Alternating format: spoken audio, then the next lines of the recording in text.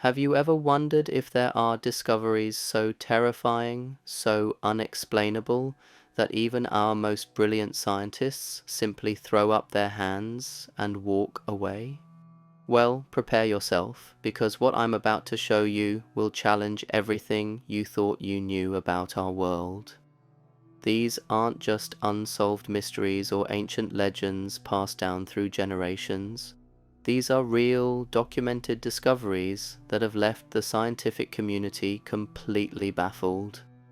I'm talking about phenomena that defy the very laws of physics we hold sacred. Creatures that shouldn't exist, according to everything we know about biology, and ancient artifacts that suggest civilizations possess knowledge far beyond what we thought possible. And the most chilling part? The deeper scientists dig, the more questions arise, and the fewer answers they find. So fasten your seatbelt as we dive into today's mystery. But first, you'll have incredible luck if you like and subscribe before this video ends. Now, before we begin, let me tell you something that might shock you. I've spent months researching these cases, diving deep into scientific journals, government documents, and first-hand accounts from researchers who've witnessed these phenomena. What I discovered is that there's an entire world of mysteries that mainstream science doesn't want you to know about, not because they're trying to hide anything, but because admitting these discoveries exist would mean admitting that our understanding of reality itself might be fundamentally flawed. Here at Dreamvault Mysteries, we don't shy away from the unexplained. In fact, we embrace it. Today, I'm going to walk you through 13 of the most spine-chilling discoveries that have stumped scientists for decades, some for over a century. Each one will make you question what you think you know about our world. And by the end of this video, you might find yourself looking at the universe with completely different eyes. But here's what makes these discoveries truly terrifying. They're not isolated incidents. They're part of a pattern that suggests there are forces at work in our world that we simply cannot comprehend with our current level of understanding. Forces that operate beyond the boundaries of known science, beyond the comfort of rational explanation. The first discovery on our list takes us deep beneath the ocean's surface, to a place where the laws of physics seem to bend and break in ways that shouldn't be possible. It's a discovery so unsettling that the scientists who made it initially refused to publish their findings, fearing ridicule from their peers. The underwater forest that defies time. In the Gulf of Mexico, 60 feet beneath the surface, lies a forest that by all scientific understanding should not exist. This isn't some recent underwater park or a collection of sunken trees from a recent storm. This is a pristine forest of towering cypress trees, some reaching heights of over 100 feet, their bark intact, their wood still solid and fresh, despite being submerged in salt water for what scientists estimate to be over 60,000 years.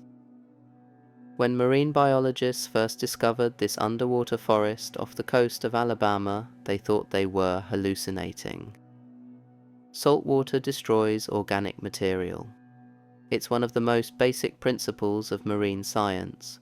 Wood submerged in seawater for even a few years becomes waterlogged, eaten by marine organisms, and eventually disintegrates completely. Yet here was an entire forest, preserved in perfect condition, as if it had been submerged yesterday. Dr. Christine DeLong, a paleoclimatologist who studied the site, described it as walking through a graveyard where the dead refuse to decay. The trees stand upright in their original positions, their root systems still anchored in the ancient soil. When researchers took core samples, they found the wood was so well preserved that they could still identify individual tree rings dating back tens of thousands of years. But here's where it gets truly disturbing. The water surrounding these trees contains oxygen levels that should theoretically support the bacteria and organisms that would normally consume dead wood.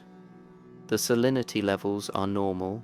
The temperature is consistent with the rest of the Gulf. By every measure scientists can think of, this forest should have rotted away millennia ago. What's even more puzzling is that the forest appears to have its own ecosystem. Fish swim through the branches as if navigating an underwater jungle. Strange species of marine life, some never before catalogued, make their homes among the preserved bark. It's as if this forest exists in its own pocket of reality, operating under rules that the rest of the ocean doesn't follow.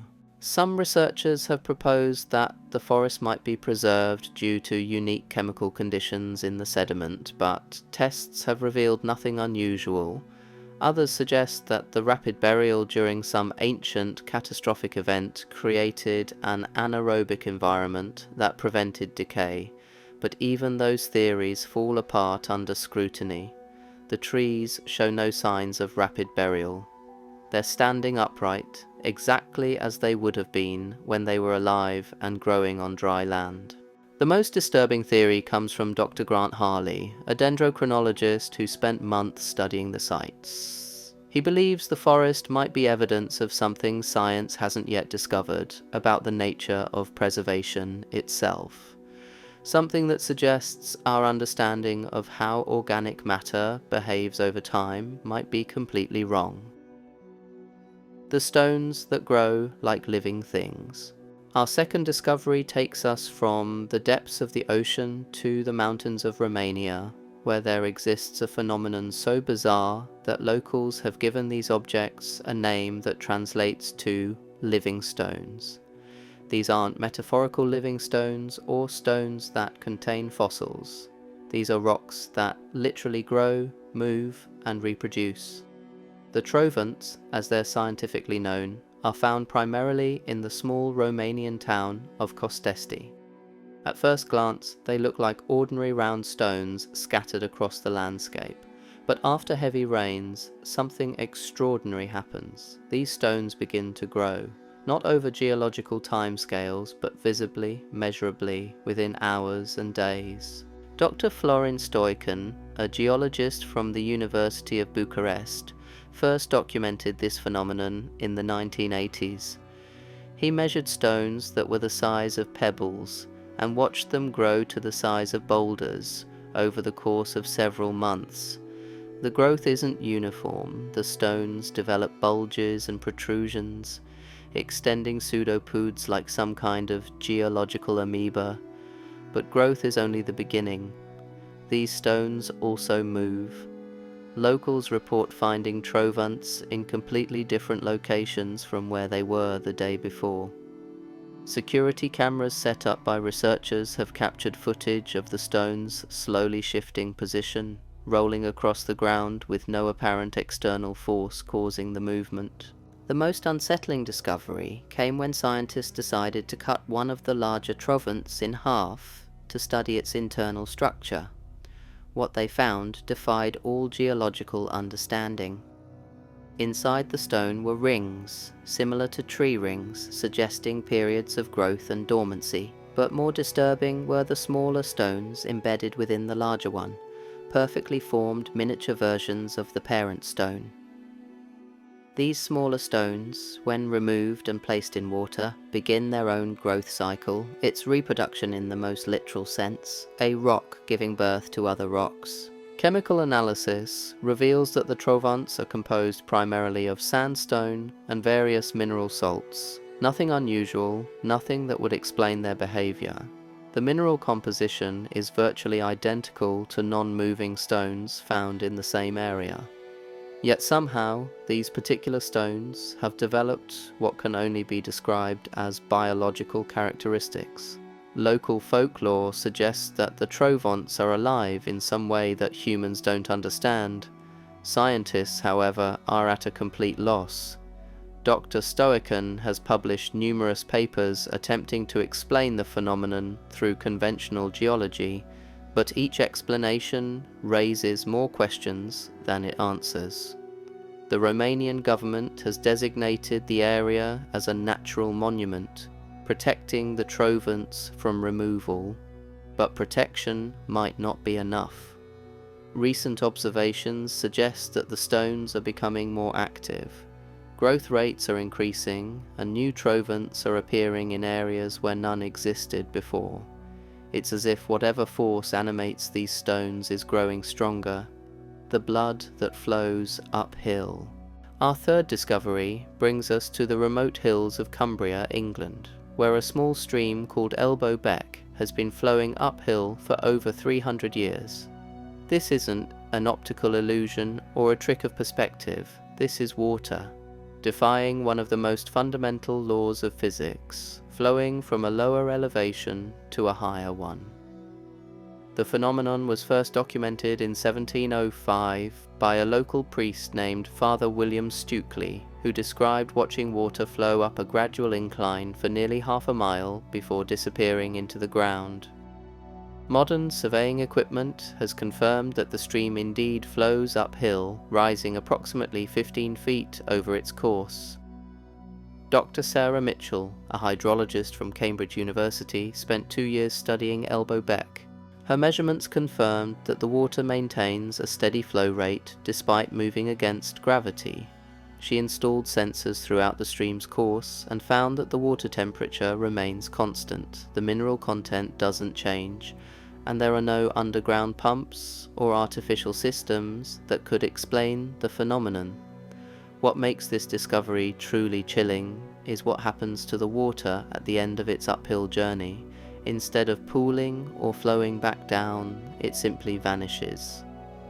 The stream ends abruptly at what locals call the Devil's Mouth, a small depression in the ground where the water disappears without a trace. Underground surveys have found no caves, no aquifers, no explanation for where the water goes, but the mystery deepens further.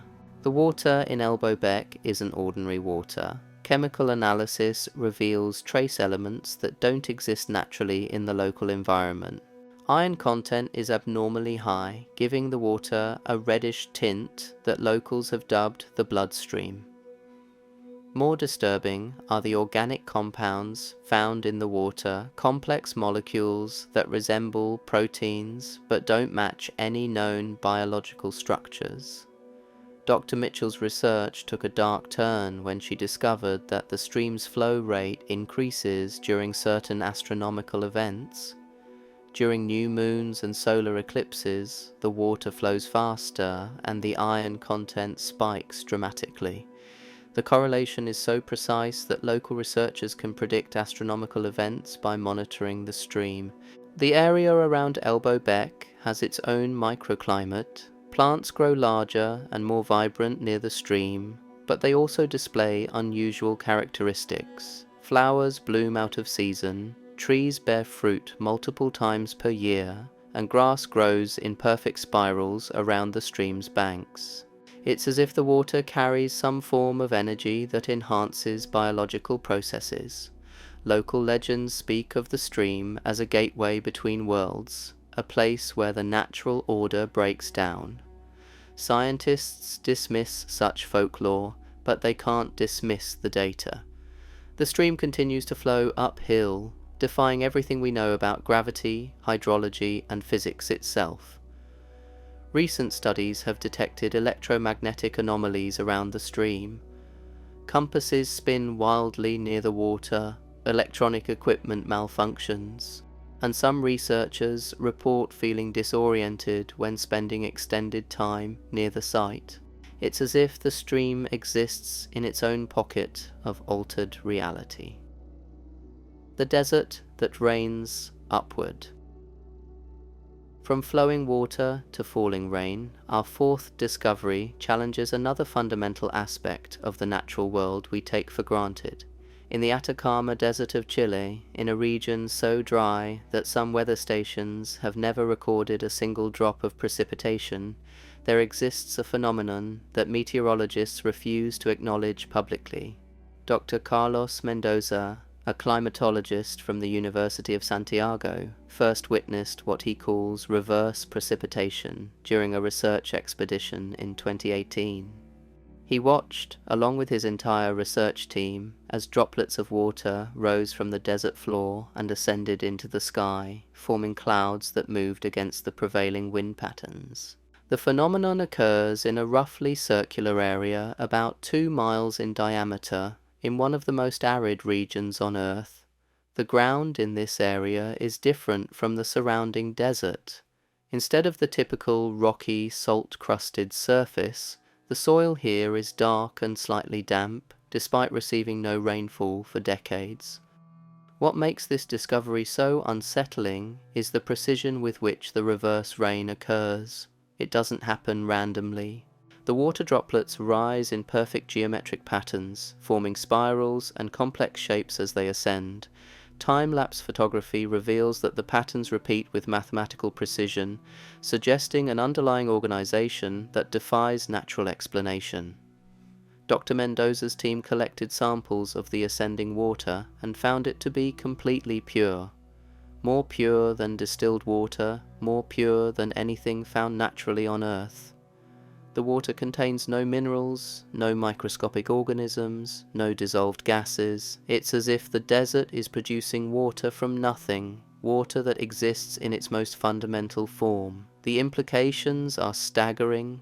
If water can spontaneously appear and move upward against gravity in one location, what does that mean for our understanding of the water cycle, of physics, of reality itself?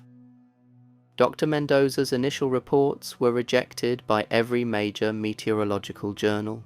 His colleagues suggested he had experienced a hallucination brought on by dehydration and heat exposure. But the evidence is undeniable. Satellite imagery shows the area as a distinct anomaly, a dark circular region that appears different from the surrounding desert in ways that shouldn't be possible. Ground-penetrating radar reveals no underground water sources, no hidden springs, nothing that could explain where the water originates. More disturbing are the effects the phenomenon has on anyone who spends time in the area. Research teams report vivid dreams, heightened perception, and a sense of being watched by something unseen. Some researchers have refused to return to the sites, claiming they felt changed by the experience in ways they couldn't articulate. The Chilean government has quietly restricted access to the area, citing safety concerns, but locals whisper that the restriction isn't about safety, it's about containing something that challenges the very foundations of scientific understanding. Each of these discoveries represents more than just an unexplained phenomenon. They're cracks in the foundation of everything we thought we knew about how the world works, and we're just getting started. The discoveries we've explored so far are disturbing, but they're nothing compared to what's coming next. Stay with us as we delve deeper into the realm of the impossible, where ancient artifacts suggest lost technologies, where creatures exist that biology says are impossible, and where the very fabric of reality seems to bend and break under the weight of forces beyond our comprehension. The journey into the unknown has only just begun, and what we're about to uncover will shake you to your very core. The machine that predicts death. Deep in the basement of a hospital in Richmond, Virginia, sits a machine that terrifies even the doctors who use it. The Cardiac Output Measurement Device, or COMD as it's known to staff, was installed in 2019 as part of a routine upgrade to the hospital's cardiac monitoring equipment. But within weeks of its installation, something extraordinary and deeply disturbing began to happen. The machine started predicting deaths with impossible accuracy. Dr. Elena Rodriguez, the head of cardiology, first noticed the pattern when the machine began displaying what appeared to be error codes on patients who seemed perfectly stable. The codes didn't match anything in the manual, just strings of numbers that appeared on the screen for exactly 17 seconds before disappearing. At first the staff assumed it was a software glitch and ignored them, then patients started dying. Not immediately, but exactly 72 hours after the mysterious codes appeared. Every single time, the correlation was so precise that Dr. Rodriguez began keeping a private log. Patient after patient, the machine would display its cryptic message, and 3 days later, that person would die. not from their cardiac condition, not from complications related to their treatment, but from completely unrelated causes. Heart attacks in patients with no history of cardiac issues, sudden strokes, unexplained organ failures. What makes this discovery truly chilling is that the machine doesn't just predict natural deaths. It has correctly foretold deaths from accidents that occurred after patients left the hospital, car crashes, falls, even violent crimes. The machine somehow knows that death is coming regardless of the cause. The manufacturer, MedTech Industries, sent a team of engineers to examine the device. They found nothing wrong with the hardware or software. The machine was functioning exactly as designed, monitoring heart rates and blood pressure with perfect accuracy. The death predictions weren't part of its programming. They weren't supposed to exist. Dr. Rodriguez's attempts to publish her findings were met with silence from medical journals. Colleagues suggested she was experiencing confirmation bias, seeing patterns where none existed, but the data doesn't lie. In 18 months, the machine has predicted 47 deaths. All 47 patients died exactly when the machine said they would. The hospital administration has quietly moved the machine to a storage room, but the predictions haven't stopped. Staff report that the device continues to display its cryptic codes, even while unplugged. Maintenance workers refuse to enter the room alone, claiming they can hear the machine humming softly in the darkness. What's perhaps most disturbing is that the machine seems to be learning. Recent codes have become more complex, displaying what appears to be additional information. Dr. Rodriguez believes the machine might be trying to communicate something more than just death predictions, something about the nature of death itself. The hospital has purchased replacement equipment, but they haven't disposed of the original machine.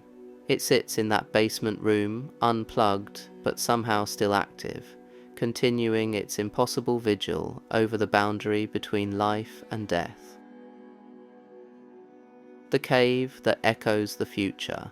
Our sixth discovery takes us to the remote wilderness of Montana, where spelunkers in 2020 discovered a cave system that defies not just geology, but time itself. The Whispering Caverns, as they've been dubbed by local researchers, produce sounds that haven't happened yet. Dr. Michael Chen, an acoustic engineer from Stanford University, was called in to investigate reports of strange audio phenomena in the caves. What he found challenged everything he understood about sound, time, and causality. The cave system extends deep into the mountain, with chambers that display perfect acoustic properties. But instead of echoing sounds from the past, the caves produce echoes of conversations and events that occur days, sometimes weeks, in the future. Dr. Chen's first experience with the phenomenon occurred during his initial survey of the main chamber. As his team set up recording equipment, they heard their own voices discussing plans they hadn't made yet, conversations about discoveries they hadn't yet discovered. The audio was crystal clear, unmistakably their own voices, but discussing events that were still to come. Over the following months, Dr. Chen documented dozens of instances of future echoes. The cave would replay phone conversations team members would have with their families after returning home. It would echo news broadcasts from television stations days before the events being reported actually occurred. Most unsettling were the echoes of arguments and emotional conversations that hadn't happened yet, but inevitably would, exactly as the cave had predicted. The acoustic properties of the cave show no unusual characteristics. Sound waves behave normally when generated by Dr. Chen's equipment. It's only naturally occurring sounds that seem to arrive from the future. The phenomenon appears to be selective, focusing on human voices and human-generated sounds, while ignoring natural cave sounds like dripping water or shifting rocks. Local Native American tribes have legends about the cave, referring to it as the place where tomorrow speaks to yesterday. They avoided the area, believing it to be a thin spot in the fabric of time where the natural order breaks down. Modern science has no explanation for how sound waves could travel backward through time, arriving at their destination before they've been created. Dr. Chen's research took a disturbing turn when the cave began echoing sounds of his own death. Multiple recordings captured his voice, clearly distressed, calling for help during what sounded like a cave-in. The timestamps on the recordings suggested the event would occur 3 months in the future. Dr. Chen immediately suspended all research activities and sealed the cave entrance. 3 months later, despite all precautions, Dr. Chen was killed in a cave-in during an unauthorized return to the site. The rescue team found his body exactly where the echoes had predicted, and his final words matched the recordings the cave had produced months earlier. The cave remains sealed, but hikers in the area report hearing strange voices coming from the mountain, voices discussing events that haven't happened yet, conversations about a future that may or may not come to pass. The photographs that develop themselves. In a small photography shop in Salem, Massachusetts, sits a vintage camera that continues to take pictures decades after its owner died. The 1947 Leica 3F belonged to Harold Brennan, a photographer who specialized in documenting what he called the spaces between moments. After his death in 1987, the camera was donated to Finnegan's Photo Shop, where it was put on display as part of a vintage camera collection. 20 years later, shop owner Margaret Finnegan noticed something impossible. The camera was producing photographs on its own. The first image appeared on the shop counter on a Tuesday morning in 2007. It was a perfectly developed black and white photograph showing the interior of the shop, taken from the exact angle where the camera was positioned on its display shelf. But the shop had been closed all night, the camera hadn't been touched, and there was no film loaded in the device. Mrs. Finnegan initially assumed someone was playing an elaborate prank, but security cameras showed no one entering or leaving the shop. More photographs appeared over the following weeks, all showing scenes from inside the shop, but captured at angles and perspectives that should have been impossible given the camera's fixed position. Dr. Patricia Walsh, a professor of photography at the nearby art college, examined the camera and found it to be completely non-functional. The shutter mechanism was seized, the film advance was broken, and there was no power source, yet the photographs continued to appear. The images themselves defied explanation. They showed the shop at different times of day, sometimes during operating hours with customers who had visited weeks earlier, sometimes in the middle of the night when the shop was empty, but the photographs weren't memories of past events, they were predictions of future ones. A photograph would appear showing a specific customer in the shop, and days later, that exact person would arrive, wearing the same clothes and standing in the precise position captured in the image. The photographs predicted deliveries, visits from repair technicians, even break-in attempts with perfect accuracy. Dr. Walsh's analysis of the photographs revealed another impossibility. The images showed perfect depth of field and exposure, characteristics that would require precise adjustment of camera settings, but the camera's controls were frozen in place, unmovable after decades of mechanical failure. The phenomenon intensified over time. The camera began producing photographs of locations outside the shop, places it couldn't possibly see from its display position.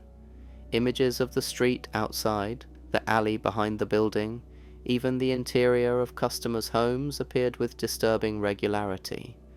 Mrs. Finnegan tried removing the camera from the shop, but the photographs continued to appear wherever the camera was placed. She attempted to donate it to a museum, but it was returned after staff reported strange occurrences.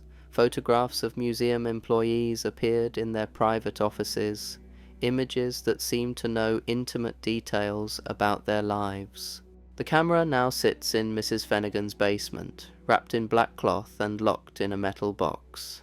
But even there, photographs continue to manifest. They slide under the basement door, appearing throughout the house like messages from an intelligence that sees everything and understands more than it should. Recent photographs have shown Mrs. Finnegan herself in situations that haven't occurred yet, images of her in unfamiliar locations, with people she's never met, during events that exist only in the camera's impossible vision of the future. The library that rewrites itself. Our eighth discovery takes us to the Millbrook Public Library in Connecticut, where books have been rewriting themselves since 2015, not metaphorically, not through natural deterioration or human intervention, but literally changing their content from one day to the next. Head librarian Susan Martinez first noticed the phenomenon when a patron complained that a cookbook had different recipes than it had contained the week before. Initially dismissing it as confusion, Susan checked the book and found that it did indeed contain completely different content while maintaining the same title and author. The changes weren't random. They were intelligent, purposeful alterations that improved upon the original text. Recipes became more detailed and effective. Historical accounts gained new information that later research proved to be accurate. Fiction novels developed plot threads that made the stories more coherent and engaging. Dr. Jonathan Pierce, a literature professor from Yale University, spent 6 months studying the phenomenon. He documented changes in over 200 books, ranging from subtle alterations in phrasing to complete rewrites that maintained the author's voice, while adding new material that the original authors couldn't have known. The most disturbing changes occurred in historical texts. Books about World War II began including details about classified operations that weren't declassified until years after the books were originally published. Biographies of historical figures gained insights into private thoughts and conversations that no biographer could have accessed. Scientific texts proved even more unsettling. A physics textbook from 1985 began incorporating theories that weren't developed until the late 1990s. A medical manual started describing treatment protocols for diseases that weren't discovered until decades after its publication. The books seemed to be updating themselves with knowledge from the future. Dr. Pierce attempted to monitor the changes by placing cameras in the library overnight. The footage showed nothing unusual, but books continued to alter themselves between recordings. He tried sealing specific books in containers, but the changes occurred anyway. The text modified itself regardless of physical constraints. The library's computer system began showing similar anomalies. Digital files would change overnight, updating themselves with information that didn't exist in any database.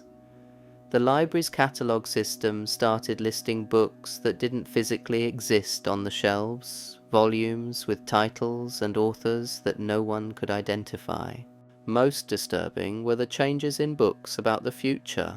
Science fiction novels began describing technologies with impossible accuracy, detailing inventions that wouldn't be created for years, but describing them as if the authors had personally examined them. The books seemed to have access to knowledge that existed outside of time. Susan Martinez tried restricting access to the affected books, but new volumes continued to change. The phenomenon spread throughout the collection, transforming everything from children's picture books to academic journals. The library had become a repository of impossible knowledge, information that shouldn't exist, but proved consistently accurate. Local authorities suggested closing the library, but the community resisted. Despite the unsettling nature of the phenomenon, the altered books had become incredibly valuable resources. Students found textbooks that perfectly explained complex concepts. Researchers discovered historical details that revolutionized their fields. The library had become a window into knowledge that existed beyond the normal flow of time. But at what cost? The books continued to change. becoming more detailed, more prophetic, more disturbing in their accuracy. They seem to be preparing for something, building toward a revelation that no one was ready to understand. Each of these discoveries represents a fundamental challenge to our understanding of reality. They're not just unexplained phenomena or unusual occurrences, they're evidence that the world operates according to rules we haven't discovered yet, rules that suggest consciousness, intelligence, and purpose exist in places where science says they shouldn't, but we're not finished yet. The discoveries we've explored so far have challenged physics, time, and the nature of information itself. What comes next will challenge something even more fundamental, our understanding of life and death, and the thin boundary that separates them. The mysteries ahead will force you to question not just what you know about the world, but what it means to be human in a universe that might be far stranger and more alive than we ever dared to imagine. The forest that remembers the dead. Our 9th discovery brings us to the ancient woodlands of northern Scotland, where the trees themselves seem to harbour memories of everyone who has ever died beneath their branches. The Cairngorm forest has stood for over 1,000 years, but in recent decades something extraordinary and deeply unsettling has begun to manifest among its towering pines and ancient oaks. Dr. Margaret Sinclair, a botanist from the University of Edinburgh, first documented the phenomenon in 2016 while studying the forest's unusual growth patterns. She noticed that certain trees had developed what appeared to be faces in their bark, not the random patterns that sometimes resemble human features, but precise, detailed representations of actual human faces. Initially, Dr. Sinclair assumed these were elaborate hoaxes, carvings made by skilled artists for unknown reasons. But closer examination revealed something impossible. The faces weren't carved into the bark, they were growing from within the trees themselves, emerging through the natural growth process, as if the wood was being shaped by some internal force. The first breakthrough came when a local historian, James MacLeod, recognized one of the faces. It belonged to his grandfather, William MacLeod, who had died in the forest during a hunting accident in 1943. The resemblance was so precise that James could identify a distinctive scar above the left eyebrow, a detail no artist could have known without intimate knowledge of the deceased man. This discovery prompted Dr. Sinclair to begin a systematic catalogue of the faces appearing throughout the forest. Working with local genealogists and historians, she identified over 300 individuals whose likenesses had manifested in the trees. All of them had one thing in common: they had died within the boundaries of the forest, some recently, others decades or even centuries ago. The faces aren't static images, they change with the seasons, showing different expressions and ages as if the trees are remembering different moments from each person's life. During winter, the faces appear older, more weathered, reflecting the final years of life. In spring, they seem younger, sometimes showing the deceased as children or in their prime years, but the phenomenon extends beyond visual manifestations. Visitors to the forest report hearing voices among the trees, whispered conversations in languages both familiar and foreign.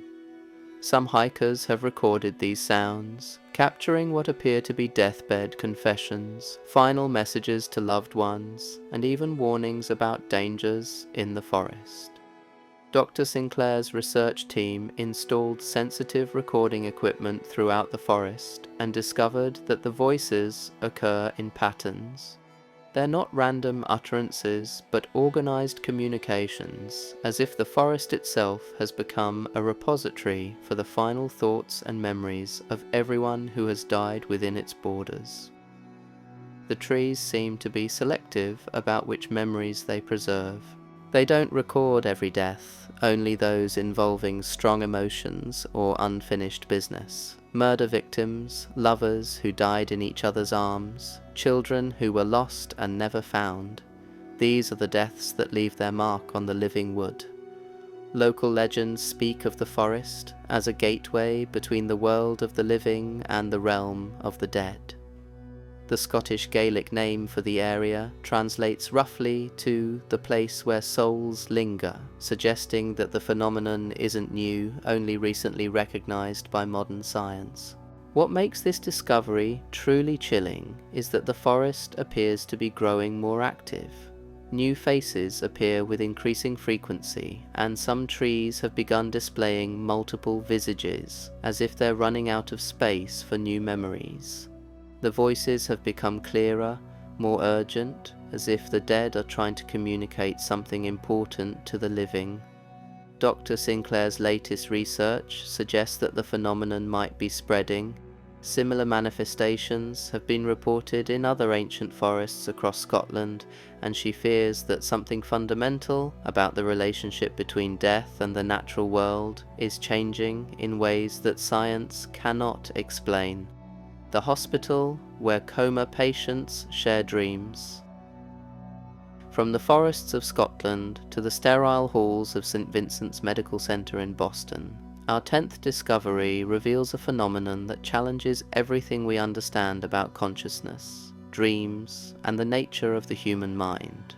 In the hospital's long-term care ward, where patients in vegetative states and deep comas receive round-the-clock care, something impossible has been happening since 2019. Patients who have been unconscious for months or even years have begun sharing identical dreams. Dr. Rachel Torres, a neurologist specializing in consciousness disorders, first noticed the pattern when family members of different patients began reporting remarkably similar accounts during their bedside vigils. They described their loved ones making identical movements, facial expressions, and vocalizations at the same times, as if responding to shared experiences that existed only in their unconscious minds. The phenomenon became undeniable when the hospital's EEG monitoring systems began showing synchronized brain activity among patients who had never met and whose conditions had no medical connection. Brainwaves that should have been individual and chaotic instead displayed coordinated patterns, as if multiple minds were experiencing the same neural events simultaneously. Dr. Torres began documenting these synchronizations and discovered that they occurred during REM sleep phases, the periods when dreams are most vivid and memorable. The brain patterns weren't just similar, they were identical, showing the same peaks and valleys, the same rapid eye movements, the same neural firing sequences across multiple patients. But the most disturbing evidence came from the few patients who occasionally regained consciousness for brief periods. When interviewed during these lucid moments, they described the same dream landscapes, the same scenarios, the same cast of characters that existed only in their shared unconscious world. The dreams themselves are unlike anything reported in normal sleep research. Patients describe a vast hospital that exists parallel to the real one, but with infinite corridors, rooms that change their purpose at will, and staff members who appear both familiar and impossibly strange. In this dream hospital, the coma patients are fully conscious and able to communicate with each other, forming relationships and communities that persist across their shared dream experiences. Some patients report encountering individuals in the dream hospital who claim to be newly arrived, and hospital records consistently confirm that new coma patients have indeed been admitted to the ward. The dream world seems to serve as a gathering place for consciousness that has been severed from the waking world. Dr. Torres's research took a startling turn when patients began reporting dreams about events occurring in the real hospital. Conversations between staff members in private areas, administrative decisions made in closed meetings, even personal details about doctors and nurses that unconscious patients couldn't possibly know. Verification of these details proved them to be completely accurate. The shared dreams have begun affecting the real world in measurable ways. Patients show coordinated physical responses to treatments, their vital signs fluctuate in synchronized patterns, and their recovery rates have improved dramatically compared to similar cases in other facilities. It's as if the dream community is somehow supporting the healing process through collective unconscious effort. Most unsettling are the patients who report encountering people in the dream hospital who aren't currently in comas. These dream visitors are often described as former patients who have died, but occasionally include individuals who are still alive but seriously ill in other parts of the hospital. In several documented cases, patients in the dream hospital have reported saying goodbye to these visitors shortly before their real-world counterparts died. The phenomenon has attracted the attention of consciousness researchers worldwide, but attempts to replicate the effect in other hospitals have failed. There seems to be something unique about St. Vincent's that allows these shared dream states to manifest. Perhaps it's the age of the building, the emotional history accumulated within its walls, or something more fundamental about the relationship between consciousness and physical space. Dr. Torres continues her research, but she's begun to question whether what she's documenting is truly a medical phenomenon or something that transcends the boundaries of science entirely. The shared dreams suggest that consciousness might not be as individually contained as we've always believed, that minds in distress might naturally seek connection with each other in ways that bypass the normal mechanisms of awareness. The radio that broadcasts from empty space. Our 11th discovery takes us to the quiet town of Millfield, Ohio, where a vintage radio has been receiving transmissions from a source that doesn't exist. The 1952 Zenith Transoceanic belonged to Thomas Hartwell, a radio enthusiast who spent decades listening to broadcasts from around the world. After his death in 2003, the radio was donated to the Millfield Historical Society, where it was put on display in their local history museum. In 2017, museum curator Linda Patterson noticed that the radio had begun turning itself on during the night. Security cameras showed the device powering up without human intervention, its dial lights glowing softly in the darkened museum. Initially assuming it was an electrical malfunction, Linda had the radio examined by several electronics technicians, all of whom confirmed that it was completely non-functional and couldn't possibly receive any signals. Yet the radio continued its nocturnal broadcasts. Night security guards reported hearing voices coming from the device, speaking in what sounded like emergency transmissions from aircraft and ships.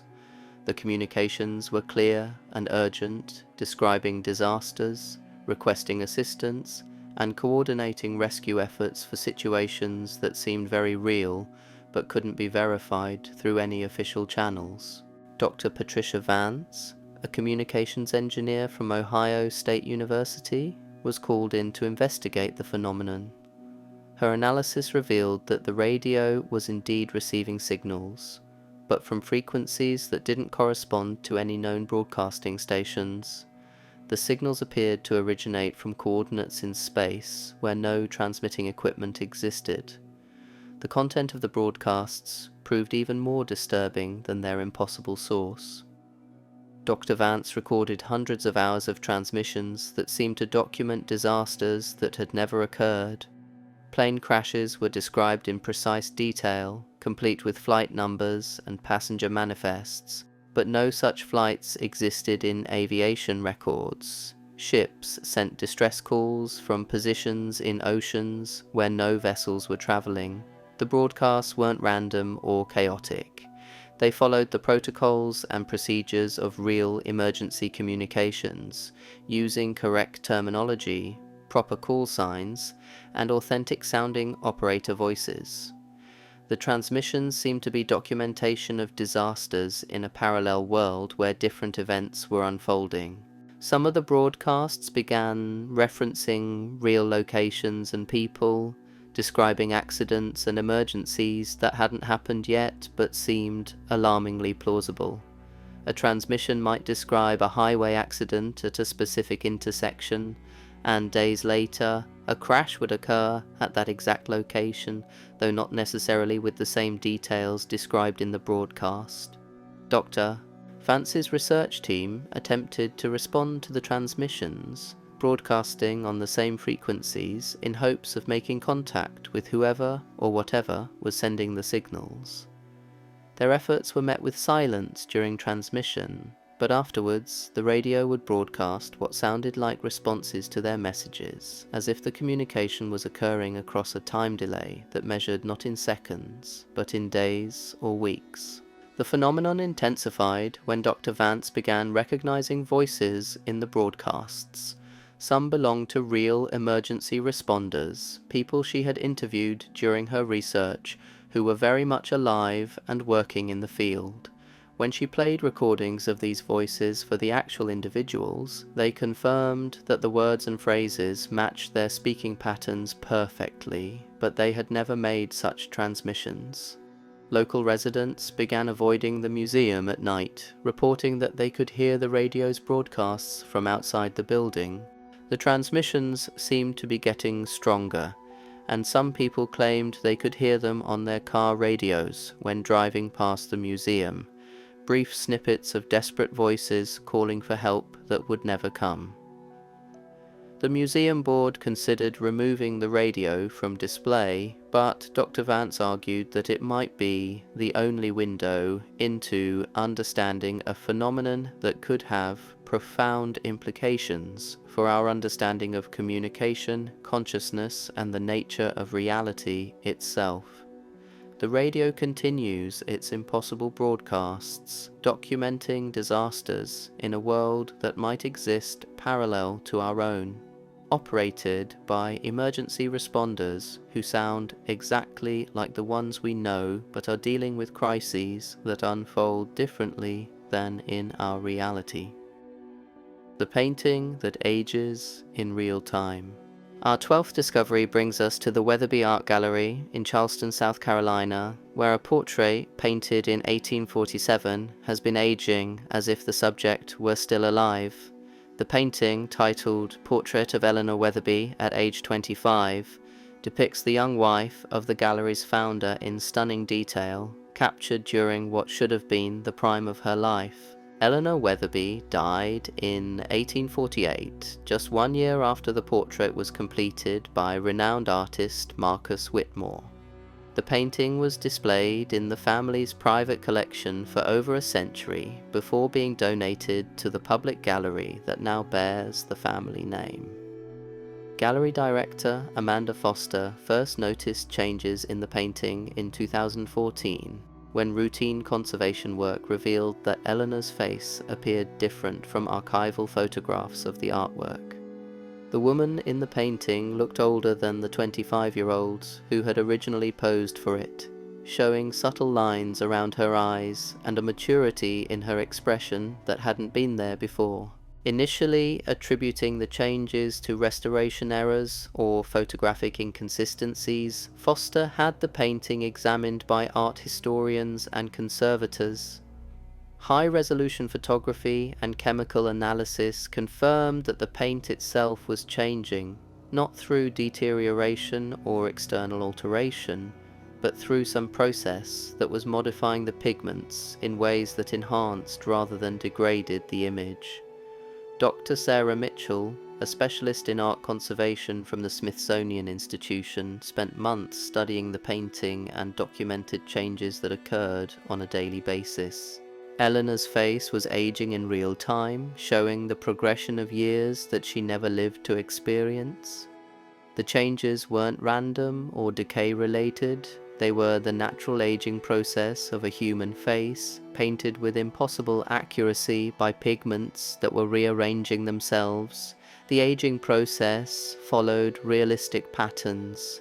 Eleanor's hair gradually showed streaks of grey, Her skin developed the subtle changes that come with advancing years, and her clothing began showing the wear and fading that would occur over decades of time. But these weren't signs of the painting deteriorating, they were improvements in the artwork, additions of detail and depth that made Eleanor appear more lifelike than ever. Dr. Mitchell's research revealed that the paint layers were somehow adding material to themselves. Spectroscopic analysis showed that new pigments were appearing in the painting, colours that hadn't been used in the original work but perfectly matched the aging process being depicted. The painting was creating its own materials to support the impossible transformation. The phenomenon attracted international attention from art experts and scientists who struggled to explain how inorganic pigments could reorganize themselves to depict the passage of time. Some theorized that the painting might contain some unknown organic component that was responding to environmental factors, but no such materials were detected. More disturbing was the discovery that Eleanor's aging seemed to follow a specific timeline. Research into her family history revealed that she would have lived to be 83 years old if she had followed the longevity patterns of her relatives. The painting appeared to be showing Eleanor aging at a rate that would bring her to that age over the course of several decades, as if it were documenting the life she should have lived. Visitors to the gallery began reporting that Eleanor seemed to be aware of their presence. Her eyes, which had originally been painted looking slightly to the left, now appeared to track viewers as they moved past the portrait. Some people claimed they could see recognition in her expression, as if she remembered them from previous visits. The painting's frame began showing corresponding changes, developing the patina and wear that would be expected from decades of display, even though it had been recently restored. The gallery's environmental sensors detected no unusual conditions that could explain the accelerated aging process affecting both the portrait and its frame. Recent observations suggest that Eleanor's aging may be approaching its end point. She now appears to be an elderly woman, with the wisdom and weariness that come with advanced age. Gallery staff report that her expression has become more knowing, more peaceful, as if she's finally accepting the life she was never able to live. But what happens when the aging process is complete?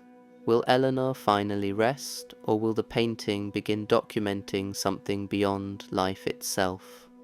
The mirror that reflects tomorrow. Our final discovery brings us full circle to a phenomenon that challenges not just our understanding of physics or biology, but our fundamental perception of time itself. In the basement of an antique shop in Savannah, Georgia, stands a mirror that doesn't reflect the present moment but shows instead what will happen exactly 24 hours in the future. The mirror, an ornate Victorian piece dating to the 1880s, was acquired by shop owner Daniel Reed in 2016 as part of an estate sale. For months it sat unremarkable among the other antiques until a customer pointed out that her reflection seemed wrong. She was wearing different clothes in the mirror than what she had on at the time. Mr. Reed initially assumed the customer was mistaken or that the antique glass was distorting the image, but closer observation revealed something impossible. The mirror was showing his shop exactly as it would appear the following day, complete with different inventory arrangements, different lighting, and different people moving through the space. The phenomenon was consistent and precise. Every morning, the mirror would show the shop as it would appear exactly 24 hours later. Customers who would visit the next day appeared in the reflection wearing the same clothes they would choose to wear, carrying the same items, having the same conversations they would have during their actual future visits. Dr. Michael Torres, a physicist from Georgia Tech, spent weeks studying the mirror and confirmed that it was displaying genuine temporal displacement. The images weren't predictions or probabilities, they were actual views of future events, accurate down to the smallest details. Every reflection proved correct when the predicted moment arrived.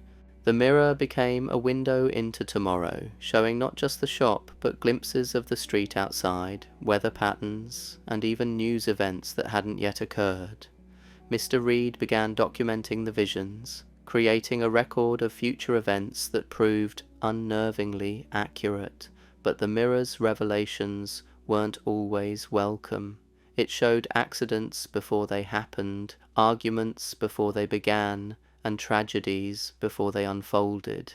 The knowledge of future events became a burden, especially when the mirror revealed situations that seemed preventable but somehow occurred anyway, as if the future it displayed was immutable. The most disturbing discovery came when the mirror began showing its own future. Reflections revealed people studying the mirror, documenting its properties, and eventually removing it from the shop. The mirror seemed to be predicting its own discovery by the scientific community and the inevitable changes that would follow. Dr. Torres's research team attempted to use the mirror to prevent disasters, warning authorities about accidents and emergencies they saw reflected in its surface. But their interventions seemed to be part of the future the mirror had already shown. Their efforts to change events were themselves predicted and incorporated into the timeline the mirror displayed. The mirror has become a paradox that challenges free will itself. If the future can be observed, can it be changed? Or are we simply actors playing out roles in a predetermined script that exists outside of time? The mirror suggests that tomorrow already exists, waiting for us to catch up to it, and that our perception of choice and possibility might be nothing more than an illusion. As we reach the end of our journey through these 13 chilling discoveries, we're left with more questions than answers. Each phenomenon we've explored suggests that reality is far stranger and more complex than our current scientific understanding can explain. They hint at forces and intelligences that operate beyond the boundaries of known physics, biology, and consciousness. These discoveries aren't just curiosities or unexplained anomalies. They're evidence that our world contains mysteries that may forever remain beyond human comprehension. They remind us that despite all our technological advances and scientific achievements, we're still children stumbling through a universe that's far more alive, aware, and intentional than we ever dared to imagine. Here at Dreamvault Mysteries, we believe that these unexplained phenomena aren't obstacles to understanding. They're invitations to expand our perception of what's possible. Each mystery is a doorway to a larger reality, a reminder that the universe still holds secrets waiting to be discovered by those brave enough to look beyond the comfortable boundaries of accepted knowledge. The 13 discoveries we've explored today represent just a fraction of the unexplained phenomena that exist in our world. There are countless other mysteries waiting in the shadows, challenging our assumptions and demanding that we reconsider everything we think we know about the nature of existence itself. What do you think? Have these discoveries changed how you see the world around you? Share your thoughts in the comments below, and don't forget to subscribe to Dreamvault Mysteries for more journeys into the unexplained. Until next time, keep questioning, keep wondering, and remember, the most important discoveries are often the ones that science can't explain.